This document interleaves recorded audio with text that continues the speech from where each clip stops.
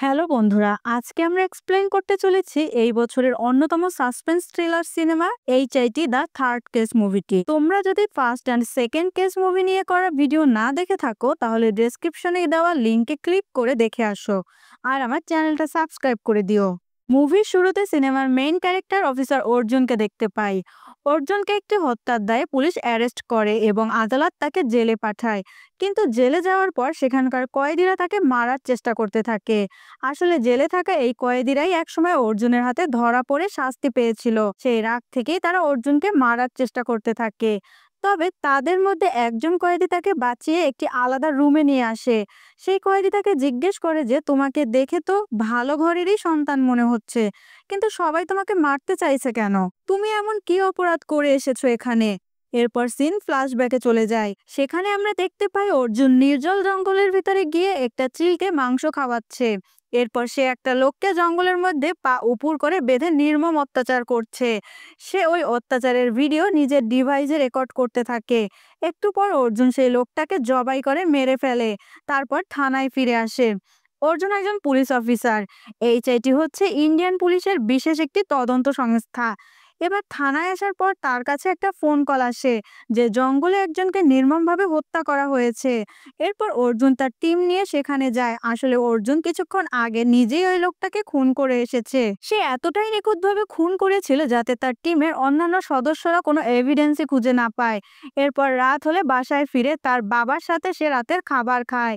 তখন তার বাবা বলে, বয়স তো কম হলো না, এবার তোমার একটা বিয়ে করা উচিত। আমাদের দুজনের একলা সংসারে একজন মেয়ে মানুষ থাকা অনেক জরুরি হয়ে গেছে। এই বুড়ো বয়সে তোমাকে আর কতদিন রান্না করে খাওয়াবো? আসলে ছোটবেলায় অর্জুনের মা মারা গেছে। তখন থেকেই সে তার বাবার সাথে একা থাকে। তার বাবার সাথে অর্জুনের সম্পর্কটা আসলে খুব একটা ভালো নয়। যাই হোক, সেদিন রাতে অর্জুন অনলাইন ডেটিং অ্যাপে তার বিয়ের জন্য মেয়ে খুঁজতে শুরু করে। এর পরের দিন সে অনেকগুলো মেয়ের সাথেও দেখা করে। কিন্তু অর্জুনের ব্যবহার এতটাই বাজে ছিল যে কোনো মেয়েই তাকে পছন্দ করা তো দূরে থাক, বরং মেয়েরা তাকে ভয় পেতে শুরু করে। তাই এক এক করে যখন সবাই অর্জুনকে রিজেক্ট করে দেয়, তার ঠিক দুদিন পর অর্জুন রাতে তার বাসার ল্যাপটপে কিছু গুরুত্বপূর্ণ কাজ করছিল। ঠিক এমন সময় তার বাবা এসে আবারও তাকে বিয়ের কথা বললে অর্জুন এবার প্রচন্ড রেগে যায়। কিন্তু অর্জুনের বাবা হাল ছাড়ার পাত্র নয়। তিনি সাফ সাফ জানিয়ে দেন যে এবার তাকে বিয়ে করতেই হবে, অনেক হয়েছে, এভাবে আর তার জীবন চলতে পারে না। যাই হোক, পরের দিন অর্জুন যখন ডিউটিতে যায় তখন সে একটা মেয়েকে দেখতে যায়। মেয়েটা তার কাছে এসে বলে যে অনলাইনে তো অনেক ভালোই মেসেজ করতে পারো, কিন্তু কাছে আসলে কথা বলছো না কেন? অর্জুন মেয়েটার কথা কিছুই বুঝতে পারছে না, কারণ সে তো কারোর সাথে কিছু বলেই নাই। আসলে সবকিছু করেছে অর্জুনের বাবা। অর্জুনের বাবা সেই ডেটিং অ্যাপে অর্জুনের নামে অ্যাকাউন্ট খোলে। উনি সেই মেয়েটার সাথে কথা বলছিলেন। এসব কাণ্ড বুঝতে পেরে অর্জুন তার বাবাকে ফোন করে ব্যাপক রাগারাগি করে। এরপর অর্জুন সেই মেয়েটাকে সব ঘটনা খুলে বলে। মেয়েটি অর্জুনের সরলতা দেখে বেশ ইমপ্রেসড হয়ে যায়। সে বলে, আচ্ছা যাই হোক, আপনি চাইলে আমরা একসাথে বসে কফি খেতে পারি। এরপর ওই মেয়েটা তার নিজের পরিচয় দেয়। তার নাম অঞ্জলি। সে ইকোনমিক্স নিয়ে পড়াশোনা করছে। এখানে অর্জুন ও অঞ্জলির এমন সহজ সরল ভাব দেখে বেশ ইমপ্রেসড হয়ে পড়ে। আর ধীরে ধীরে তার মধ্যে ভালো লাগা শুরু হতে থাকে। আসলে অর্জুন ছোট থেকে একা একা বড় হয়েছে, তাই সে কখনোই কোনো মেয়েদের সংস্পর্শ পায়নি। এমনকি কিভাবে তাদের সাথে কথা বলতে হয় এসব কিছু সে জানেই না। কিন্তু অঞ্জলিকে প্রথম দেখাতেই অর্জুন অন্যরকম ফিলিংস হতে থাকে।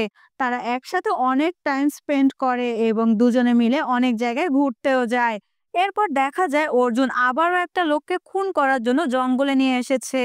এবার অর্জুন ওই লোকটার পা উপরে বেঁধে নিয়ে তার ভিডিও অন করে। আর ঠিক যখনই সে ওই লোকটাকে মারতে যাবে ঠিক সেই সময় তার সহকর্মী এসআই সানভি সেখানে চলে আসে। অর্জুনের দিকে বন্দুক তাক করে গুলি চালায়। হঠাৎ গুলি দেখে অর্জুন গাড়ির পিছনে লুকায়। এরপর সানভি বলে, আমি আর কোনো নিরীহ মানুষকে আপনার হাতে খুন হতে দেব না। কিন্তু একটু পর সে সানভির বন্দুক কেড়ে নিয়ে তাকে একটা চেয়ারের সাথে বেঁধে রাখে। সানভি তাকে নিরীহ মানুষদের খুন করতে নিষেধ করে। কিন্তু অর্জুন তখন রাগ করে বলে যে এই খুনের অপরাধে যদি আমাকে ফাঁসিও দেওয়া হয় তবুও আমাকে কেউ থামাতে পারবে না। এসব কথাবার্তা আর অর্জুনের এমন চেহারা সানভি জীবনেও দেখেনি। তাই সে হতবাক হয়ে অর্জুনের দিকে তাকিয়ে আছে। এখন তোমাদের মনে প্রশ্ন আসতে পারে যে একজন পুলিশ অফিসার হয়ে সে কেন এরকম নিরীহ মানুষদেরকে খুন করছে, কি তার আসল উদ্দেশ্য। এখন এই সব কিছু জানতে চলো আবার অতীতে চলে যাই। এখানে দেখা যায় অর্জুনকে ভারতের জম্মু কাশ্মীরের শ্রীনগরে ট্রান্সফার করা হয়েছে। এখানে পোস্টিং হওয়ার কিছুদিনের মধ্যেই সেখানে একটা খুন হয়। এই খুনটা এতটাই ভয়ানক আর নৃশংসভাবে করা হয়েছিল যে তার শরীর থেকে অপরাধীরা 3টি অঙ্গ কেটে নিয়েছিল। এই সব কিছু দেখার পর অর্জুন সেই হত্যাকাণ্ডের তদন্ত শুরু করে। এভাবেই তদন্ত করতে করতে একসময় সে অপরাধীকেও ধরে ফেলে। কিন্তু এরপরেই সেখানে ঘটে এক অদ্ভুত ঘটনা। অনেক টর্চার এবং জিজ্ঞাসাবাদের পরও অপরাধী থেকে সে কোনো তথ্যই বের করতে পারে না।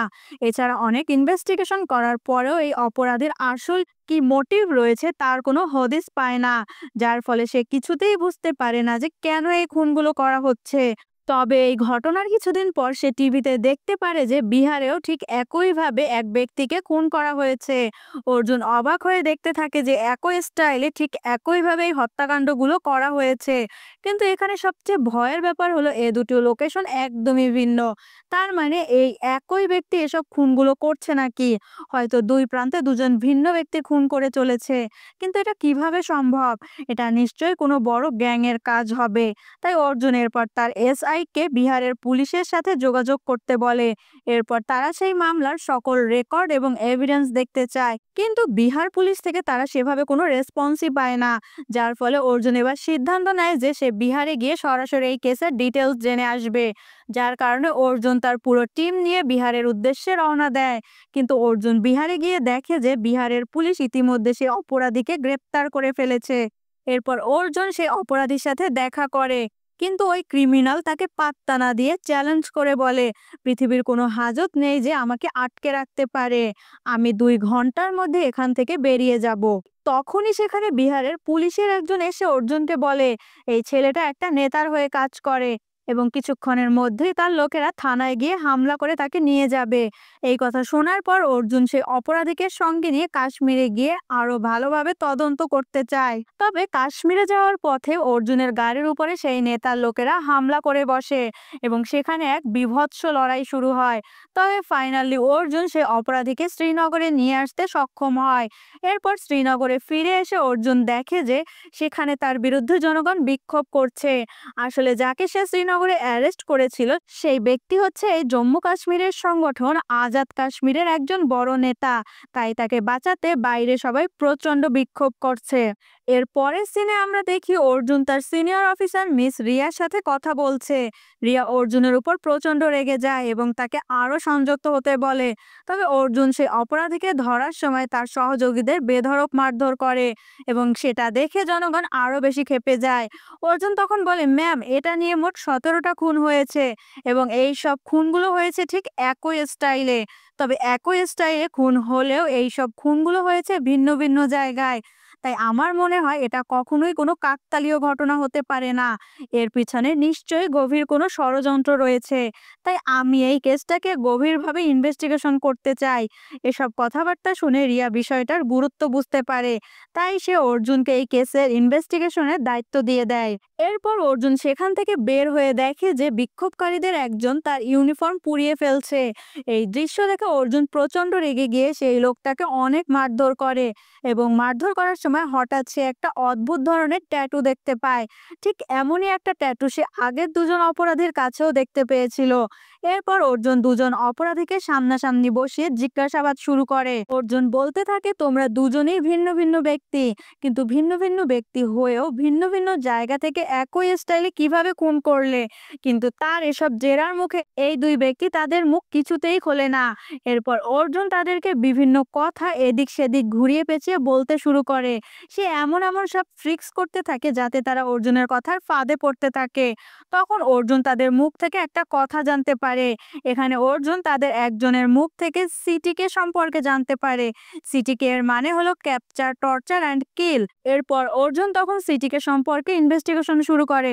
ইনভেস্টিগেশন করতে করতে সে জানতে পারে যে এটা একটা অপরাধীদের ডার্ক ওয়েবসাইট, যেখানে যে কেউ চাইলে প্রবেশ করতে পারে না। এর জন্য প্রয়োজন হয় একটা বিশেষ অ্যাক্সেস। এখন তখন সে অ্যাক্সেস না থাকলে কেউই ওই সিটিকে ওয়েবসাইটে ঢুকতে পারবে না। এসব কিছু দেখে অর্জুন তখন সাইবার ইন্টেলিজেন্সের সাহায্য নেয়। এরপর তারা অনেক চেষ্টা করার ফলে ফাইনালি ওই ওয়েবসাইটে ঢুকতে সক্ষম হয়। আর ওয়েবসাইটে ঢুকেই অর্জুনের তো পুরোই মাথা খারাপ হয়ে যায়। সে ওখানে দেখতে পায় যে ঠিক একই ফরম্যাটে মানুষকে খুন করে এই ওয়েবসাইটে ভিডিও আপলোড করা হয়। এছাড়াও অর্জুন জানতে পারে যে এই সিটিকেতে মেম্বার হতে চাইলে সর্বনিম্ন যে কাউকে 2টো খুন করে তার ভিডিও আপলোড করতে হয়। তাছাড়াও সেখানকার যারা মেম্বার হয় তারা কেউই একে অপরকে কখনোই দেখে না। ফলে তাদের সবার আইডেন্টিটি এতটাই গোপন থাকে যে কেউ কারো সম্পর্কে কিছুই জানে না। এরপর অর্জুন আরো জানতে পারে যে তারা বছরে মাত্র একবার একটা অ্যানুয়াল মিটআপের আয়োজন করে। এছাড়া তাদের মধ্যে আর কোনো যোগাযোগের ব্যবস্থা থাকে না। অন্যদিকে সেই বিক্ষোভকারীকে মারার জন্য জনগণের মধ্যে বিক্ষোভ আরো বেশি তীব্র আকার ধারণ করে, যার কারণে ফাইনালি অর্জুনকে সেই থানা থেকে ট্রান্সফার করে দিতে বাধ্য হয়। এর পরের সিন আবারও বর্তমানে শিফট হয়। তবে অর্জুনকে এখানে দেখা যায় যে সে বদলি হয়ে আসার পরেও সে ওই কেসের ইনভেস্টিগেশন চালু রাখে। আর তখন আমরা বুঝতে পারি যে আসলে অর্জুন সিটিকে গ্রুপের মেম্বার হওয়ার জন্যই প্রথমে ওই লোকটাকে খুন করে তার ভিডিও করেছিল। এইসব কথাবার্তা সানভি যখন জানে তখন সে বলে যে আপনি সিটিকের মেম্বার হওয়ার জন্য এভাবে কোনো নিরীহ লোককে তো মারতে পারেন না। তখন অর্জুন বলে যে আমি যাকে মেরেছি সে কোনো নিরীহ লোক ছিল না, ছিল এই শহরের অন্যতম টপ টেরর, এবং এখানে আমি যাকে ঝুলিয়ে রেখেছি সেও কোনো নিরীহ লোক না। এইসব কথা বলার পর অর্জুন সানভির সামনে সেই দ্বিতীয় লোকটাকেও খুন করে ফেলে। এই সব কিছু দেখে সানভির চেয়ে দেখা ছাড়া আর কিছু করার থাকে না। এর পরের দিন অর্জুন থানায় এসে সিটিকে গ্রুপে তার দ্বিতীয় ভিডিওটা আপলোড করে। ঠিক তখনই সানভি সেখানে এসে জানায় যে ওই ওয়েবসাইটে জয়পুরের একটা ছেলে তার প্রথম মার্ডারের ভিডিও আপলোড করেছে। তাই তারা বুঝে গেছে যে সেই ছেলেটা খুব শীঘ্রই তার দ্বিতীয় মার্ডারটি করতে চলেছে, যার কারণে যেভাবেই হোক তাকে এই খুন থেকে আটকাতে হবে। এইসব শোনার পর অর্জুন তৎক্ষণাৎ তার পুরো টিম নিয়ে জয়পুরের উদ্দেশ্যে রওনা দেয়। এরপর অনেক চেষ্টার ফলে সেই অপরাধীকে তারা ধরতে সক্ষম হয়। কিন্তু এই ছেলেটা ছিল অনেক চালাক। সে অর্জুনকে ছুরি মেরে অজ্ঞান করে একটা ফাঁকা জায়গায় নিয়ে যায় তাকে মারার জন্য। তবে ঠিক সেই মুহূর্তেই অর্জুন প্রতিরোধ করে।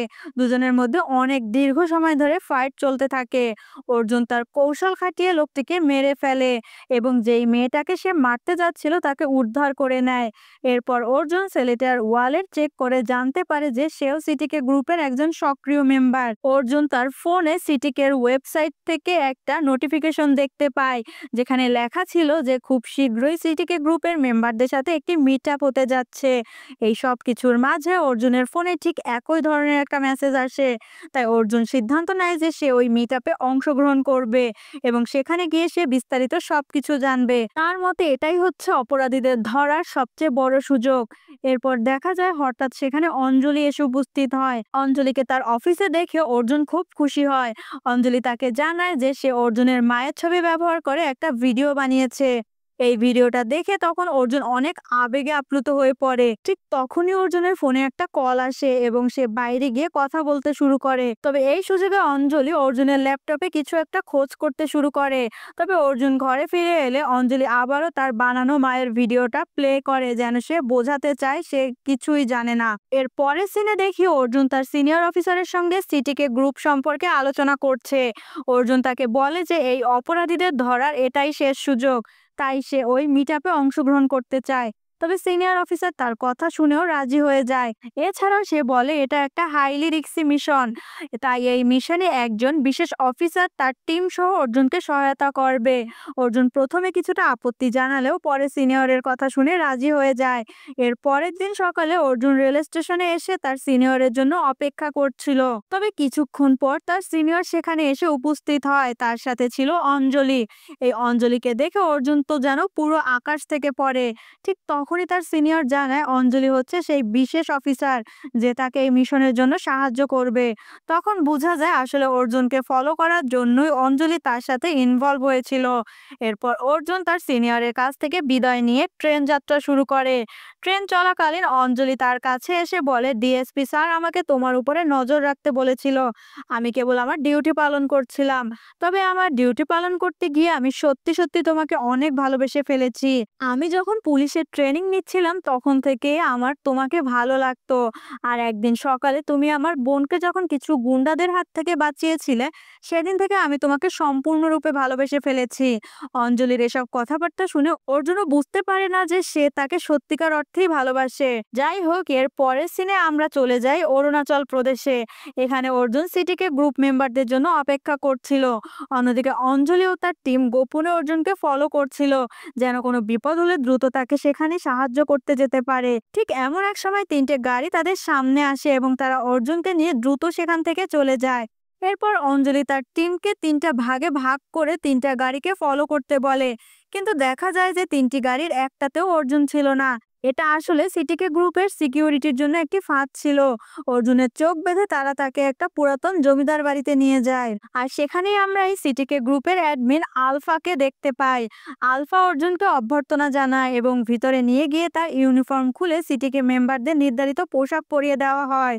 এরপর সেখানে দেখা যায় যে অর্জুন ছাড়া আরো নতুন 5 সদস্য মিটআপে অংশ নিতে এখানে আসছে। এদিকে অঞ্জলি যখন তিনটা গাড়িকে অনুসন্ধান করে ধরে ফেলে, তখন দেখা যায় যে গাড়িগুলোর ভিতরে আর কেউই নেই। আসলে যে গাড়িগুলোকে দূর থেকে রিমোট কন্ট্রোলের মাধ্যমে নিয়ন্ত্রণ করা হচ্ছিল, যাতে করে কেউ গাড়িগুলোকে ফলো করলে বিভ্রান্ত হয় আর তাদের আস্তানা পর্যন্ত কেউ পৌঁছাতে না পারে।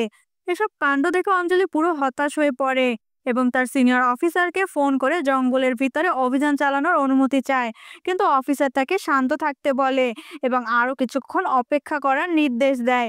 তবে অর্জুনের জন্য চিন্তায় অঞ্জলি কোনোভাবেই নিজেকে আর স্থির রাখতে পারছিল না। এরপর দেখা যায় সেই গ্রুপটা তাদের একজন পুলিশ অফিসারকেও কিডন্যাপ করে নিয়ে গেছে। এবার অঞ্জলি সানভিকে বলে, আমাদের যে করেই হোক অর্জুনকে খুঁজে বের করতেই হবে। এখনো পর্যন্ত তার লোকেশন আমরা ট্রেস করতে পারিনি, যার কারণে বিপদে পড়লে আমরা কোনোভাবেই তাকে সাহায্য করতে পারবো না। তানভি অঞ্জলির কথায় রাজি হয় এবং তাদের টিম নিয়ে অর্জুনকে খুঁজতে বের হয়ে যায়। অন্যদিকে আমরা দেখতে পাই সিটিকে গ্রুপের অ্যাডমিন আলফা নতুন সদস্যদের সঙ্গে পুরাতন সদস্যদের পরিচয় করিয়ে দিচ্ছে। সেখানে অনেক সদস্য উপস্থিত ছিল এবং প্রত্যেকেই ছিল অত্যন্ত আক্রমণাত্মক। অর্জুন সেখানে তাদের কর্মকাণ্ডগুলো দেখে প্রচন্ড হতভম্ব হয়ে যেতে থাকে। এখানে দেখা যায় তারা একে অপরকে মারামারি করার এক নির্মম খেলায় মেতে উঠেছিল। এরপর আলভা সবাইকে থামিয়ে তার বক্তব্য দিতে শুরু করে। সে বলতে থাকে, মানুষ জন্ম থেকেই স্বাধীন, মানুষ যা চায় সে তাই করবে, কিন্তু আইন আমাদের হাত পা বেঁধে রেখেছে। শুধুমাত্র এই আইনের জন্যই আমরা স্বাধীনভাবে বাঁচতে পারছি না, তাই আমাদেরও ফ্রিডম চাই। আমরা চাই স্বাধীনভাবে বেঁচে থাকতে, আর তার জন্য যা কিছু দরকার তাই আমরা করব। এই বক্তব্যের পর সেখানে উপস্থিত সকল সদস্যরা ফ্রিডম ফ্রিডম বলে চিৎকার করতে থাকে এবং এক বুনো উল্লাসে মেতে ওঠে। এরপর তারা প্রথমেই এক নারীকে নির্মমভাবে হাত পা দুই দিকে টেনে বেঁধে রাখে, তারপর টান দিয়ে তার হাত পা ছিঁড়ে তাকে হত্যা করে। এই দৃশ্য দেখে অর্জুনের মন প্রচন্ড ভেঙে যায় আর সে প্রচুর কষ্ট পেতে শুরু করে। এরপর সেখানে কিছুক্ষণের বিরতি দেওয়া হয়। সেই সুযোগে অর্জুন এই জমিদার বাড়ির ভিতরটা সার্চ করতে থাকে। এভাবে সার্চ করতে করতে অর্জুন একটা গোপন রুমের ভিতর আসে, আর এখানে এসে তার চোখ কপালে উঠে যায়, কেননা এখানে আগে থেকে অনেক মানুষকে বন্দি করে রাখা হয়েছে, যাদেরকে একে একে নিয়ে গিয়ে নৃশংসভাবে হত্যা করা হবে। এই দৃশ্য দেখে তার মন ভারাক্রান্ত হয়ে ওঠে। এরপর সে সোজা চলে যায় সিটিকে অ্যাডমিনের রুমে এবং সেখানে থাকা স্যাটেলাইট ফোন সেট ব্যবহার করে সে রেডিও সিগন্যাল পাঠানোর চেষ্টা করে, কেননা এখানে আসার আগেই তার মোবাইল ফোনটাকে ভেঙে ফেলা হয়েছিল। এরপর আবারও ওই অনুষ্ঠানটা শুরু হলে অর্জুন সেখান থেকে বেরিয়ে আসে।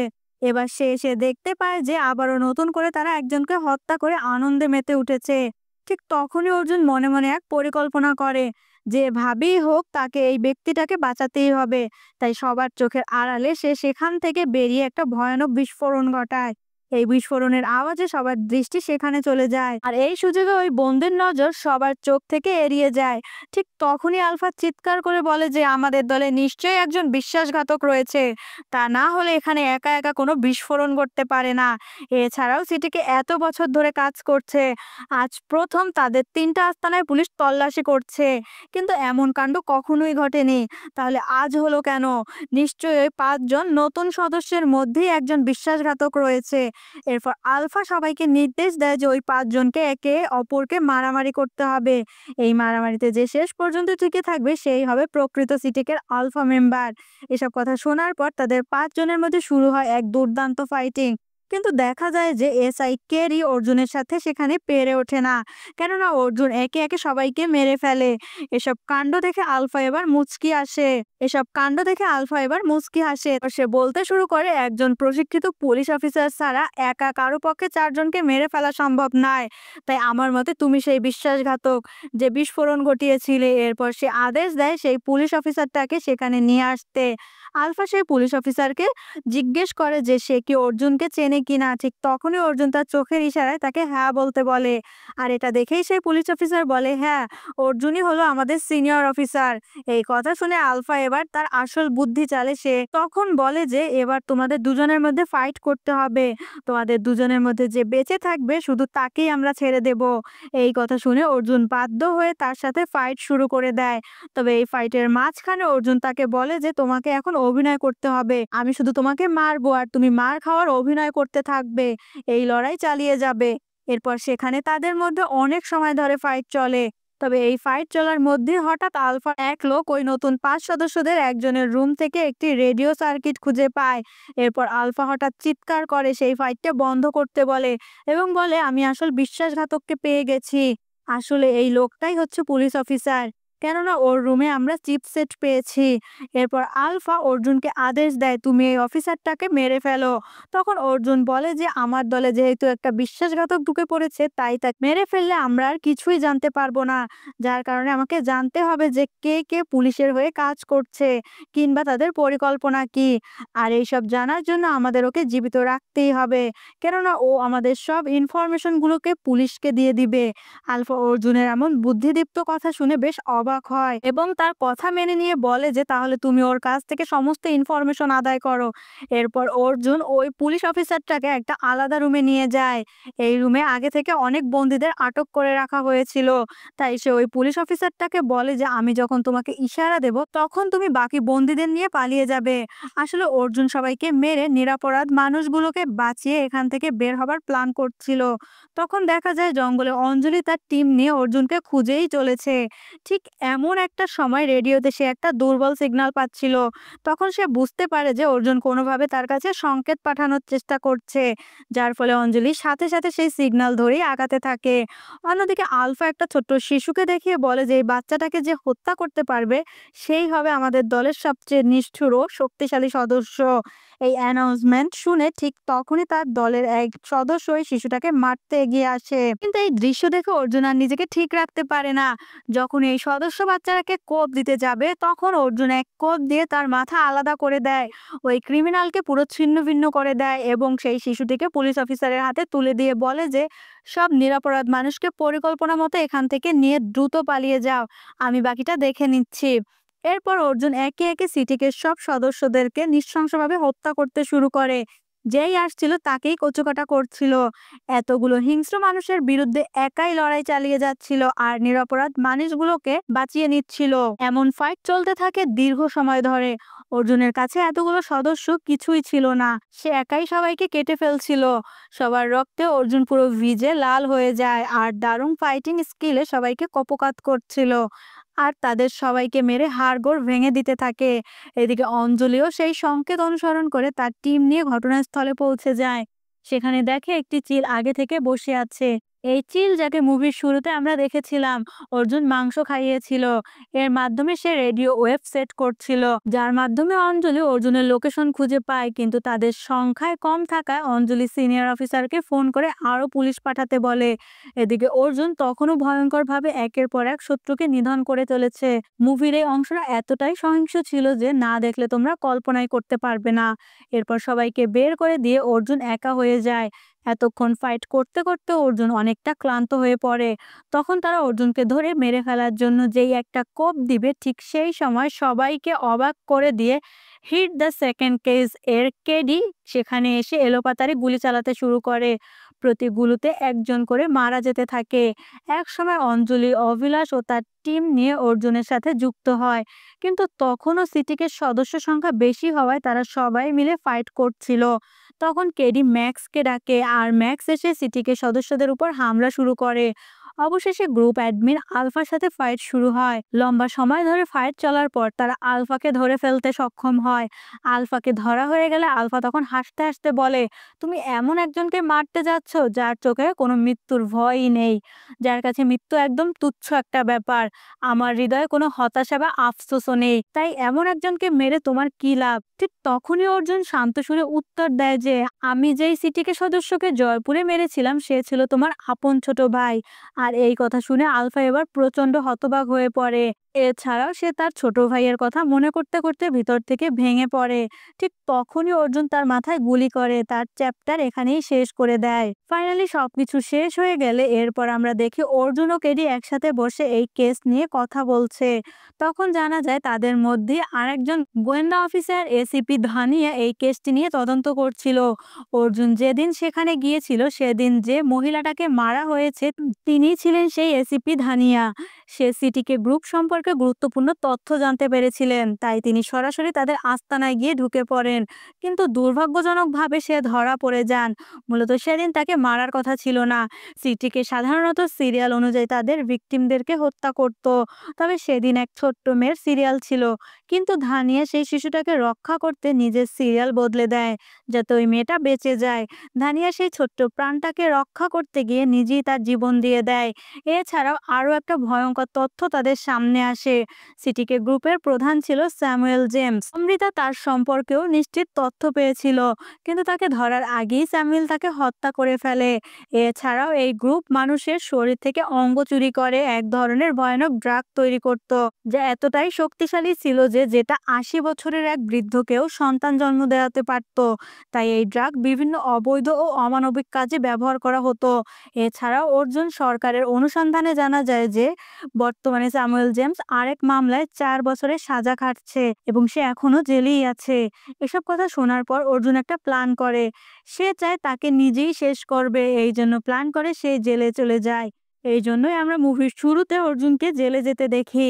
এরপরে দেখতে পাই অর্জুন এতক্ষণ এই গল্পটা যাকে শোনাচ্ছিল সে আর কেউই নয়, বরং সেই ছিল স্বয়ং স্যামুয়েল জেমস। এসব কথা শুনে জেমস ধীরে ধীরে বুঝতে পেরে যায় যে অর্জুন এখানে কেন এসেছে, কিন্তু তার কিছু করার আগেই অর্জুন তার কেচ্ছা শেষ করে দেয়। আর এই অভিযানের সকল ক্রেডিট এসিপি ধানিয়াকে দেয়। এর মধ্যে দিয়েই মুভিটি শেষ হয়ে যায়। তো বন্ধুরা, ভিডিওটি কেমন লাগলো তা অবশ্যই কমেন্ট করে জানাও। আর ভালো লাগলে ভিডিওটি লাইক করে দিও। পরবর্তী ভিডিও পেতে সাবস্ক্রাইব করে রাখো। Good bye.